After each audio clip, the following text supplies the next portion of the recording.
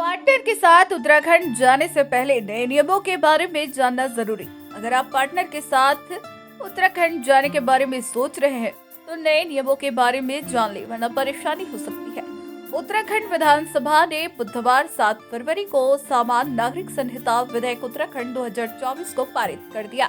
इस विधेयक पर सदन में 2 दिन तक लंबी चर्चा हुई। इस दौरान सभी विधायकों ने अपनी बात रखी। इस विधेयक में लिव इन रिलेशनशिप को लेकर नए नियम बनाए गए। अगर आप किसी अन्य राज्य के निवासी हैं और उत्तराखंड जाना चाहते हैं तो नए नियमों के बारे में जानना आपके लिए जरूरी है। वे नए नियम कौन कौन से हैं, आइए जानते हैं इस रिपोर्ट में। यूसीसी विधेयक के मुताबिक चाहे आप उत्तराखंड के रहने वाले हैं या नहीं, अगर आप लिव इन रिलेशनशिप में रहना चाहते हैं तो रजिस्ट्रार के सामने धारा 381 की उपधारा 1 के तहत रिलेशनशिप का विवरण प्रस्तुत करना अनिवार्य है। वहीं उत्तराखंड का रहने वाला कोई शख्स अगर दूसरे राज्य में लिव इन में रहता है तो उसे भी रजिस्ट्रार जिसके अधिकार क्षेत्र में उसका घर है के सामने रिलेशनशिप का विवरण प्रस्तुत करना होगा। बिल के मुताबिक अगर कोई एक व्यक्ति विवाहित है या नाबालिग है तो लिव इन रिलेशनशिप पंजीकृत नहीं किया जाएगा। वहीं लिव इन में रहने वाले दंपति के बच्चे को अन्य बच्चों की तरह वैध बच्चा माना जाएगा। रजिस्ट्रार के सामने निर्धारित प्रारूप में लिव इन रिलेशनशिप का विवरण पेश करना होगा। Registrar live in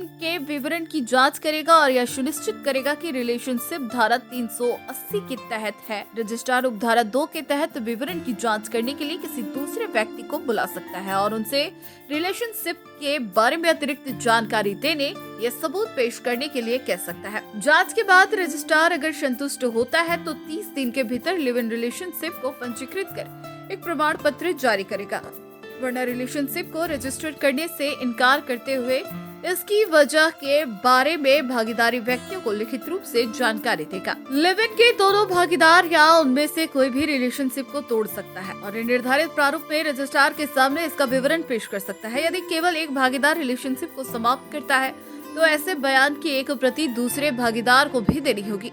live in relationship का कोई भी बयान रजिस्ट्रार द्वारा रिकॉर्ड के लिए स्थानीय पुलिस स्टेशन के प्रभारी अधिकारी को भेजा जाएगा।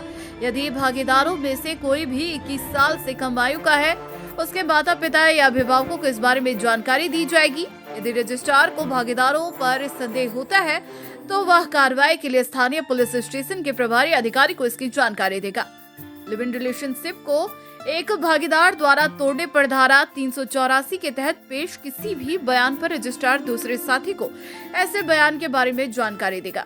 यदि दोनों में से किसी की उम्र 21 साल से कम है तो उसके माता पिता और अभिभावकों को भी जानकारी देगा। अगर कोई भी 1 महीने से अधिक समय तक बिना पंजीकरण के लिव इन रिलेशनशिप में रहता है तो उसे न्यायिक मजिस्ट्रेट द्वारा दोषी ठहराए जाने पर दंडित किया जाएगा। इसके तहत उसे 3 महीने की सजा या 10,000 रुपए का जुर्माना या दोनों से दंडित किया जा सकता है। इसके अलावा यदि कोई भी व्यक्ति लिव इन रिलेशनशिप को लेकर गलत दावा करता है तो उसे 3 महीने की सजा या 25,000 रुपए का जुर्माना या दोनों से दंडित किया जा सकता है।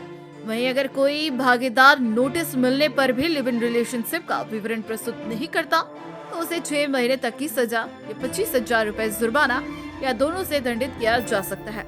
अगर किसी महिला को उसके लिव इन रिलेशन पार्टनर ने छोड़ दिया जाता तो वह अपने लिव इन पार्टनर के भरण पोषण का दावा करने की हकदार होगी। इसके लिए उसे उस स्थान पर अधिकार क्षेत्र रखने वाले सक्षम न्यायालय से संपर्क करना होगा जहां वे दोनों एक साथ रहते थे।